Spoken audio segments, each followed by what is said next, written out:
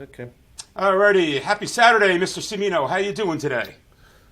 All right. What are you doing waking me up on a Saturday morning? You know I'm working hard all weekend. Oh, wait, You got no. a No, you I got a don't tough work all life. week. Never mind. Scratch. You got a tough life. Don't you know get what? on my case about that. I'm going to get on your case about your hat, but obviously a lot going on with. We'll talk about that in a bit. Yeah, we got a lot going on with the weather this Saturday. Obviously, we're expecting some Saturday snow, and it's a yawn in my book. What about your book? Yeah, I mean, this is, although in a winter where we're snow-starved, I think any snow becomes an event. But yeah, I mean, in terms of snowstorms, this is not really a snowstorm. This is more like a few hours of getting some snow, which we haven't seen much of so far. So at least it's a Saturday. You know, it's not going to be falling during the rush hour of a work week, so that's some good news. Absolutely. So what we're going to do is, folks, a couple of things here. When you want to comment, put your town where you live on the comment, and then give us a comment. I'm going to get through the weather. I see the comments already coming in. I will get to those comments. One is pretty funny already, Chris. But I'm going to get through the weather. Chris is going to chime in, and then we're going to talk about whatever you guys want to talk about. Hopefully just weather, but we'll have some fun here. So basically, guys, what's happening right now is we've got an area of low pressure back to the north and west of us over the Great Lakes, and that's basically a track that doesn't produce a lot of snow over the New York City tri-state area. It's a warm track system. So this snow you see breaking out, this is a radar from about 45 minutes ago, so time-stamped about 8 o'clock in the morning. We have intermittent snow that is developing over Pennsylvania, and that snow will become steadier and heavier, but not until later this afternoon through about the areas around sunset. Again, this morning, 8 o'clock, storm system is developing over the Great Lakes. Warmth coming up. This is not a classic snowstorm setup. What we're going to watch is the snow fill in from southwest to northeast as time goes on, let's say for the next couple of hours through about sunset. The HRRR, I don't know how many R's are in that model, Chris, but that model does show that snow is going to come through the tri-state area, and let's take a look at that right now. Midday, let's say between 11 a.m. and 1 p.m., intermittent, very light snow breaks out. Okay? The areas are blue. There may be a bit of a lull, 2, 3 o'clock in the afternoon, but watch what happens from southwest to northeast. You're going to see all of this moderate burst of snow develop around sunset. There's rain that will be over portions of coastal Long Island, South Shore of the boroughs of New York City, and down through Monmouth and Ocean counties. This is for later this afternoon and sunset. 2 or 3 hours of moderate to heavy snow, and then it's out of here by about, let's say, late evening. So Chris and I got our heads together, and we're thinking nothing much has changed over the last couple of days around here. A trace to 2 inches of snow, the South Shore of Long Island, southern boroughs of New York City, and down through portions of central in New Jersey. South Jersey, Ocean County, this is not your storm. Southern Monmouth County, not really. In this area where the areas of blue and white get together, we're thinking around 2 inches. So where the two bands are, give around 2 inches. There are going to be pockets of 3 to 4, maybe 5, well north and northwest of New York City. And Chris, a lot of people have been asking, hey, what's the rest of January looking like? Well, we have the jet stream that goes out about 10 days, and we're going to take a look at that right now. And I promise we're going to get to your comments and open this up. Here is the jet stream over the next 10 days. This is the weather river of air that guides our storms about 40,000 feet in the Earth's atmosphere. This is Sunday morning, a bit of a dip, meaning some cold air coming in through the northeast, but nothing significant in the way of Arctic intrusions. Everything is banked to the north of the U.S.-Canadian border. Here is a system that some of the computer models 8 days ago developed a coastal storm for next weekend. Right now, it doesn't look favorable for snow or a snowstorm to develop because these two, as we see, never really connect. And look at the jet stream after that into early next week. West to southwest flow into the eastern seaboard, meaning nothing too significant in the way of cold and nothing too significant in the way of any major storm development.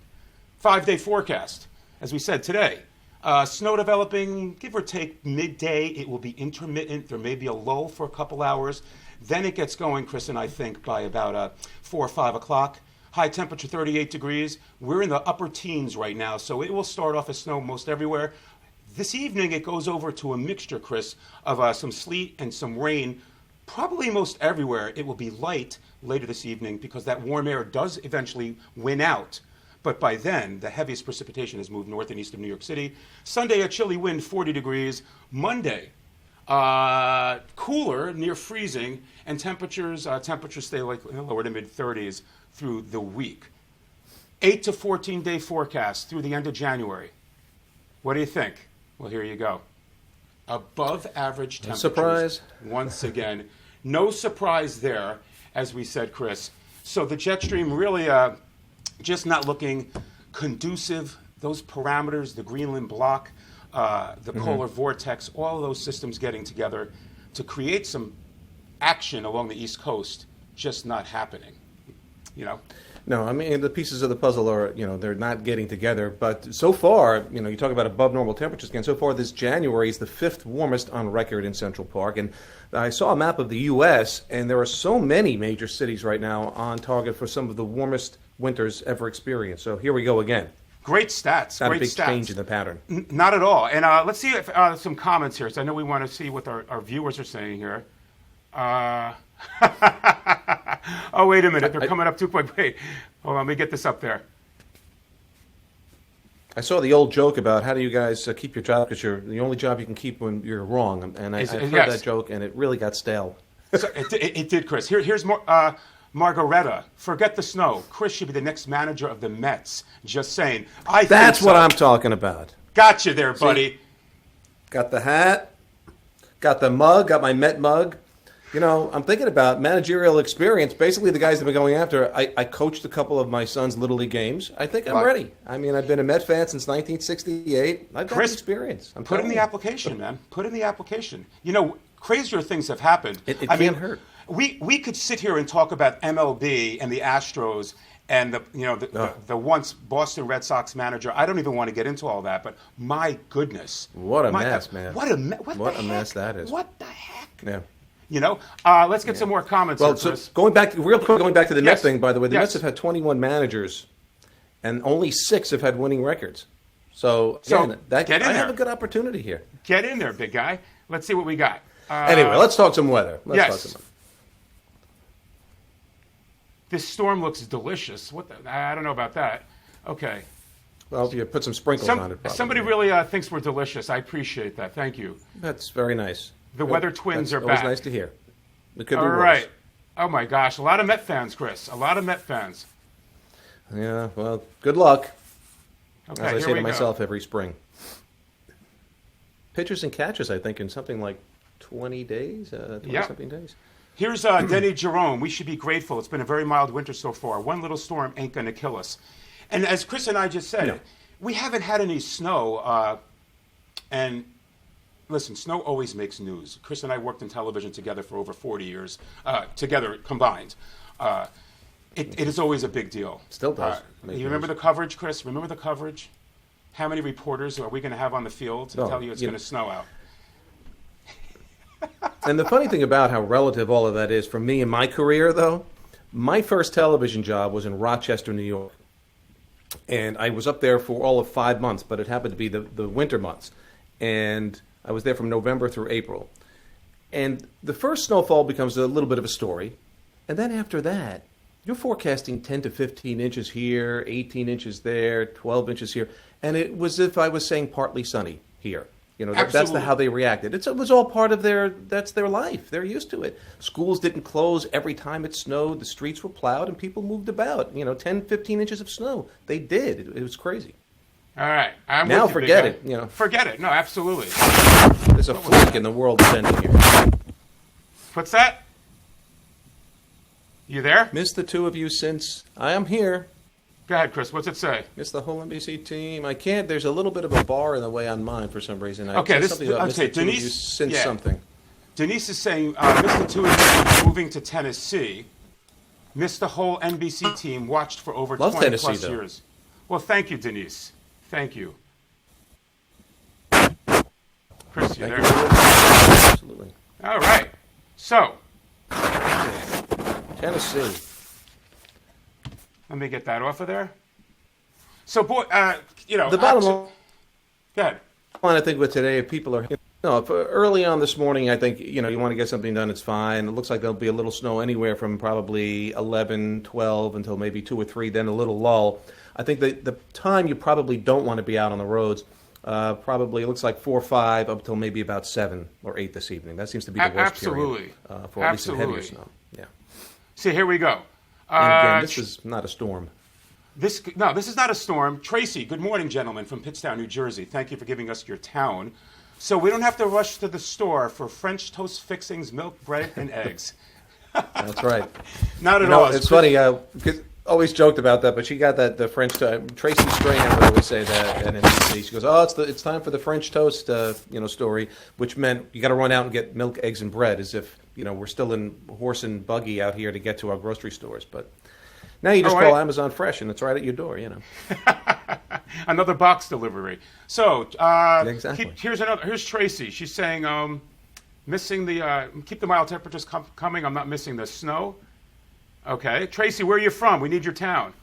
So basically, Chris, not a big deal this snow, but we're thinking probably later this afternoon for a couple of hours. Once it gets a little bit of more of that warm air advection, that's when we're going to see the accumulating snow. But other than that, it really does look benign, the weather for the next through the end of January. Well, I mean, right now, I would say the average number today, to put a bullseye, would be around 2. You get near the coast, probably less. You get north of that I-287 corridor, further north of that, you might get into 3, 4, even 5 if not too much sleet mixes in. But the other thing you pointed out, which is typical of these kind of what we call warm air advection snows, they shut down pretty quickly, and they usually end as just a little drizzle. And that's 100% pretty much it, correct. And it's done. Yeah, 100% so we're fine correct. by tomorrow. I mean, the HHHR, this one computer model that I showed you guys, again, if you're just joining us, here is that swath of snow, again, very light and intermittent by midday, and it comes through. There may be a lull by 2 or 3 o'clock, and the real McCoy gets going by around, 4 to 7 p.m., right through there. That's moderate to probably a burst of heavy snow, but look at the warmth coming through coastal Jersey, Chris, South Shore of Long Island. Yeah. And then, as Chris said, but look at that that's literally the coastline where that you see it goes from snow to rain, because obviously water temperature is well above freezing. So that really shows the delineation between the rain and snow. And here's your light rain that we saw coming through for the next, let's say, couple of hours after the heavy burst of snow occurs around sunset. And the accumulations, a trace to 2 inches in the areas of blue. This is not a significant event, folks. 2 to 4 inches in the areas of white. Closer to the 2 inches by the city through the I-78 corridor, pockets of 5 well to the north and northeast of New York City. So nothing major, but it's Saturday snow. It's going to be pretty. It's not going to come down heavy in the beginning. It's going to be intermittent. And, the stats that I have, I do have some stats. Central Park for January, so far, 0.2 of an inch of snow. Last year at this time, at this point in January, was a trace. Last year, for the month of January, Chris, we only had 1.1 inches. And for the entire season last year, this is all for Central Park, 20 and a half inches of snow. The average snowfall... And about six of that fell in November, if you remember. Which is, that was the bust. Winter really had nothing. Yeah, I talk about that bust forecast. That was one of the biggest bust forecasts. Painful. Since 2001. Do you remember that one March storm? We were predicting a couple of feet. Oh, yes. And then it went, I think we got 2 inches. The storm of the century that... Yeah, that never happened. It never happened. Barely. There was a meteorologist in Philadelphia. Philadelphia. There was a meteorologist in Philadelphia. I'm not going to mention the name. At that time, that got threats. I worked with him. I know him well. Yes. Yes. I wonder what that man is doing right now. But anyway, Chris, a couple more stats. I think he's selling real estate. But anyway. Well, we're not going in that direction. We're going to take this and do some other interesting things. And have some fun with it. And have some fun with it. But I think the other thing to point out, about tonight, real quick, before you go on with the stats, because I know sometimes we're downplaying this because it's not a big snowstorm. However, if you're out on the road and maybe you are heading to a dinner you had planned or a movie at a particular time, and it happens to be in that window of 4, 5, 6 o'clock this evening, maybe even 7, you're in the midst of this thing, the visibility could come down quite a bit. I mean, we're talking about there could be a burst of moderate to heavy snow. Yeah. The thing is, it's not going to last more than an hour or two in any one location.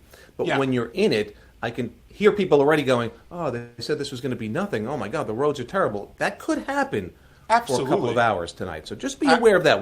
This is not a big snowstorm, but the Right. type that can kind of screw you up a little bit for a couple of hours. Great, Chris. Great point. I mean, listen, it's going to start off intermittent, and then there may be a lull, and somebody may be like, "What are they talking about? It's not happening." there's nothing, What right. Chris is saying is the the near-term, high-resolution models that we use to nowcast along with the radar is showing a burst of moderate to heavy snow for the areas of, again, north of 195 over central New Jersey, through New York City, a lot of the area, except the south and central coastal areas of New Jersey. Basic 2 hours coastal of areas, moderate right. to heavy snow will make driving treacherous if the roads are untreated. Good point, Chris. Good point. One stat that I do want to get through before we continue. This past decade, 2010 to last winter, we had 3 seasons of 50 inches or more of snow. So people are like, "What happened to these winters?" Hey, we've had some great winters in the last 20 years. Chris, you and I both know. When we were at NBC, I think it was, what did you say? 3 or 4 seasons with 40 plus inches of snow? I think we had the longest stretch in Central Park's history of 40 plus inches of snow or more, the longest consecutive amount of seasons. Yeah, I mean it was a really, for snow lovers, it was a good period because we always talk about, you hear older folks go, "Oh, back in the day we had snow this high in the ground all the time, and it doesn't do that anymore." We've had some really snowy winters in the last decade and a half. So I that's totally not really agree. the case. Here's a good comment. Let's read this. see. Ken lives in Fairlawn in Bergen County. "I appreciate you gentlemen in all that you both do when it comes to weather. I'm excited as well to renew my certification for being a Skywarns spotter for the New York All right, City Ken. area. Thank you for all you do to make folks aware of the weather situations." Ken, that's awesome. I mean, a Skywarns spotter, if those don't know what that is, these guys and and thank girls Ken. get certified to observe weather, and that in turn helps the meteorologist forecast the weather because it all starts with observation, Chris.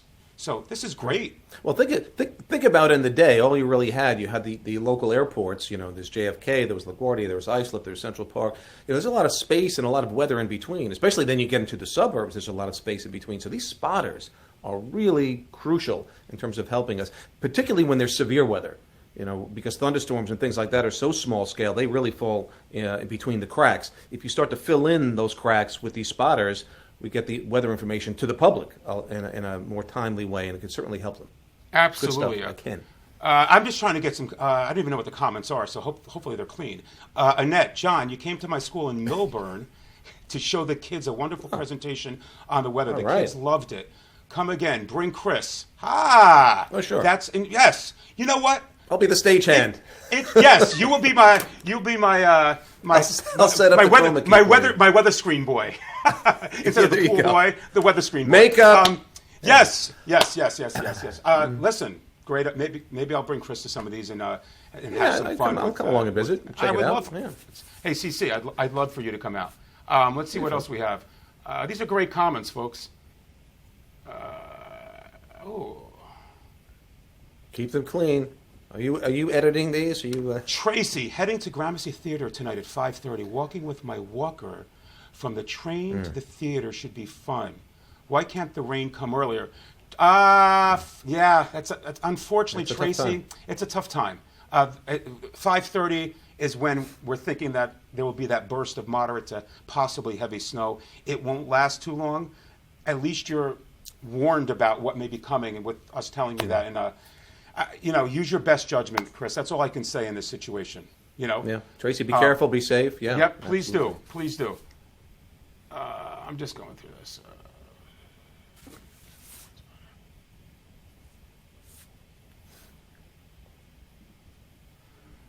Caroline. Anything fun?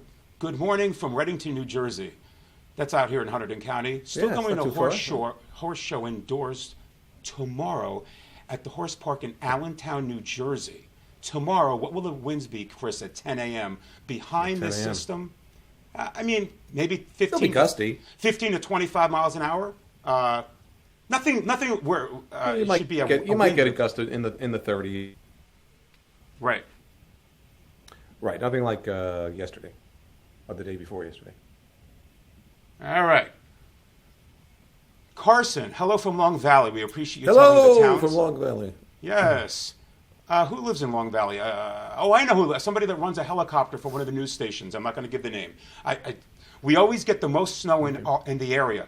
Chris, Long Valley. It's about 10 miles north from where I live in Hunterdon County. They are on an elevated. They're on a plateau about between 700 and 800 feet.